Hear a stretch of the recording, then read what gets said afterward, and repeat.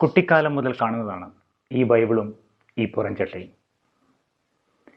കുട്ടിക്കാലം മുതൽ വിചാരിക്കാറുമുണ്ട്, ഈ ബൈബിളിൻ്റെ പുറംചട്ടയിലെ ഈ കുരിശും ഈ വരയും ഇതെന്തിനെയാണ് സൂചിപ്പിക്കുന്നത്, എന്താണ് ഇതിലൂടെ പറയാൻ ആഗ്രഹിക്കുന്നത്, പറയാൻ ഉദ്ദേശിക്കുന്നത്.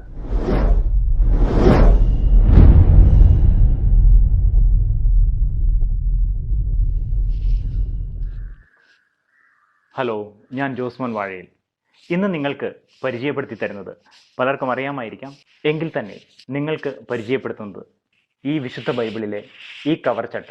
ഞാനും നിങ്ങളുമൊക്കെ വളരെ കാലം തൊട്ട് കാണുന്ന ഈ കവർ ചട്ടയിലെ ഈ കുരിശിൻ്റെയും അതിൻ്റെ താഴെയിലുള്ള ഈ വരയുടെയും അർത്ഥം എന്താണ്, അതെന്താണ് സൂചിപ്പിക്കുന്നത് എന്നുള്ളതാണ്. വളരെ ലളിതമായ ഈ കവർ ചിത്രത്തിലൂടെ ഈശോയുടെ ജനനം മുതൽ ഉത്ഥാനം വരെയുള്ള ഈശോയുടെ ജീവിതത്തെ തന്നെ വരച്ചു കാണിക്കുന്നുണ്ട്.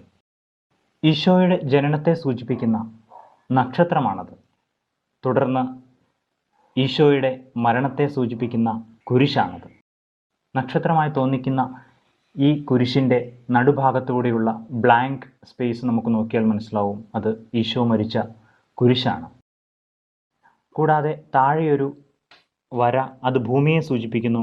അവിടെ നിന്ന് ഉയർന്നു നിൽക്കുന്ന കർത്താവിനെ സൂചിപ്പിച്ചുകൊണ്ട് ഉയർത്തെഴുന്നേറ്റ കർത്താവിനെയും സ്വർഗാരോഹണം ചെയ്ത കർത്താവിനെയും ഈ ചിത്രം കൊണ്ട് തന്നെ സൂചിപ്പിക്കുന്നുണ്ട്.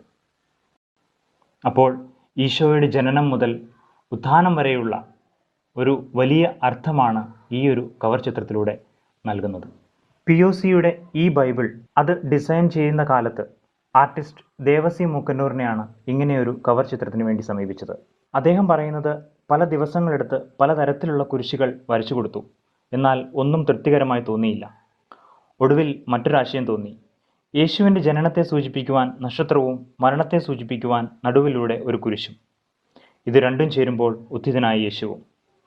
അത് എല്ലാവർക്കും ഇഷ്ടമായി, അത് അപ്രൂവായി. അതാണ് ഇന്നും നാം കാണുന്ന POC ബൈബിളിൻ്റെ പുറത്തെ കവർ ചട്ടയുടെ കഥ. ഈ അറിവ് നിങ്ങൾ മറ്റുള്ളവർക്കും പകർന്നു കൊടുക്കാൻ ആഗ്രഹിക്കുന്നെങ്കിൽ, മറ്റുള്ളവരും അറിയാൻ ആഗ്രഹിക്കുന്നെങ്കിൽ ഷെയർ ചെയ്യുക. Thank you.